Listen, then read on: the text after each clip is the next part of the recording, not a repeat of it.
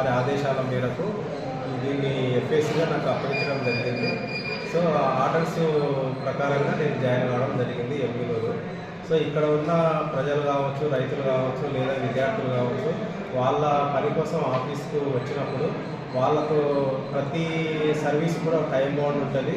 ఆ time bound లోపలనే వాళ్ళకున్న అర్జెన్సీ మేరకు ఎంత త్వరగా వీలైతే అంత త్వరగా వారికి ఉన్న సర్టిఫికేట్ని ఇష్యూ చేయడం జరుగుతుంది. మోరేమో రైతులకు వచ్చేసి కొంచెం లాంగ్ పెండింగ్ సమస్యలు ఉండేటివి కానీ, లేదా ఈ మధ్య రీసర్వే జరిగిన వాటిల్లో ఉన్న సమస్యలు కానీ వాటిని 4 వేల పరిష్కారం అయ్యేటువంటి 4 వేల పరిష్కారం చేస్తాము.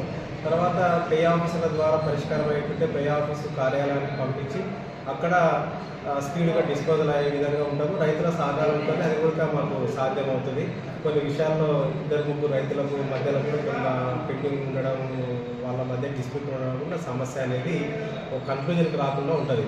సో వాటిల్లో వాళ్ళని ఒప్పించి ఏదో రకంగా రైతులకు త్వరగా పరిష్కారం అయ్యేటట్టుగా మా ఆఫీస్ స్టాఫ్ ద్వారా మేము అందరము కలిసి ముందరికి వెళ్తాము. మీరు ఉన్న సమస్యలు అంటే మా రెవెన్యూ డిపార్ట్మెంట్కి సంబంధించినంత వరకు వీలైనంత వరకు ఎంత తొందరగా డిస్పోజ్ చేయాలో తొందరగా డిస్పోజ్ చేస్తాం మా వైపు నుంచి. సార్ 2 మండల